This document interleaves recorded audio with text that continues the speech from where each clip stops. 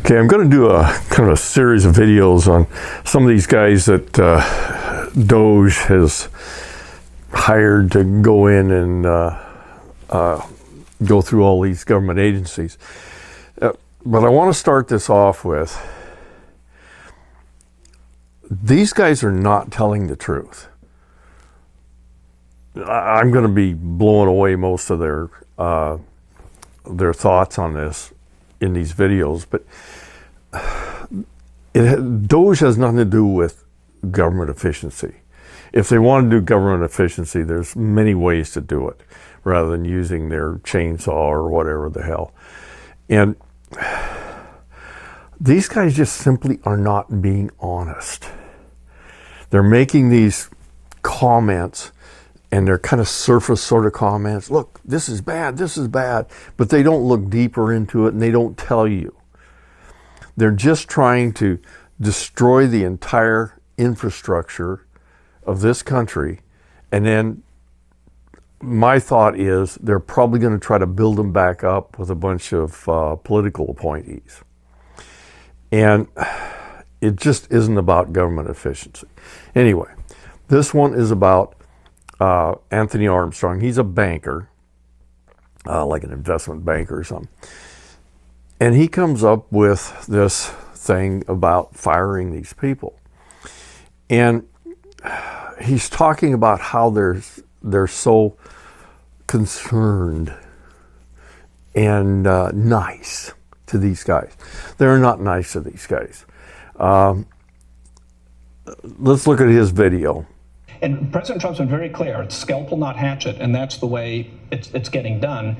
And then once those decisions are made, there's a very heavy focus on being generous, being caring, being compassionate, and treating everyone with dignity and respect. And if you look at how people have started to leave the government, it is largely through voluntary means. There's voluntary early retirement, there's voluntary separation payments. We put in place deferred resignation, the 8-month severance program. So there's a very heavy bias towards programs that are long dated, that are generous, that allow people to exit and go and get a new job in the private sector. Okay, he's saying, you know, we're so compassionate and so on like that, and we're letting these people, you know, they can retire and all this sort of stuff. Most of that is a little flaky, not really true. Let's look at one of the fired employees and, you know, his view of what was done. I think the idea that this is all being done because of efficiency is kind of crazy to me. After 15 months of working for the U.S. Forest Service, 23-year-old River Ranger Patrick Shea was fired as part of President Donald Trump's remaking of the federal government. I totally just didn't see it coming. He was promoted in December and praised by his supervisor for doing outstanding work in Hells Canyon in Idaho, according to a performance review seen by Reuters. But he received an email on Valentine's Day telling him there was no love lost. Reading that line about, you know, your service is no longer your service has demonstrated that your employment is no longer in the interest of the American people.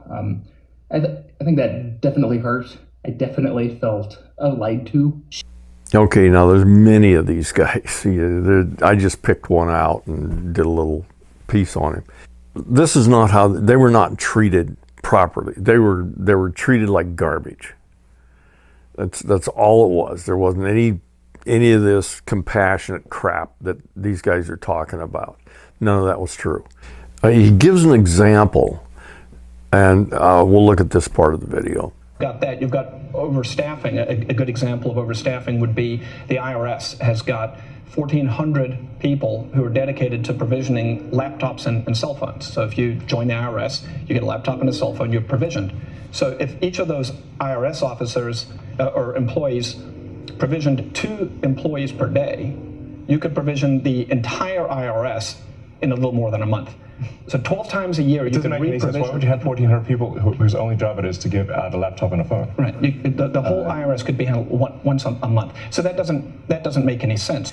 Okay, the IRS has 1,400 workers and 100,000 employees. Okay, they're supposedly this 1,400 employees is dedicated to handing out computers and phones to other employees, and that's totally inefficient. That's all these guys do.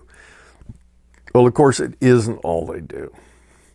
There's no solid facts on this that I could find. I went to Grok, and I'll put Grok's opinion up there, and I'll put Chat GPT's opinion up there. But essentially, they're saying these were probably just IT guys. You know, if you pass out a computer and say, go for it, that's not going to work. You're going to have to teach them the software, changes in software, and so on like that. So you have to do that. And probably, I mean, it's just inconceivable. You have to assume that these government agencies are just grossly inefficient. And that's really not true. That's a gross exaggeration at the very least.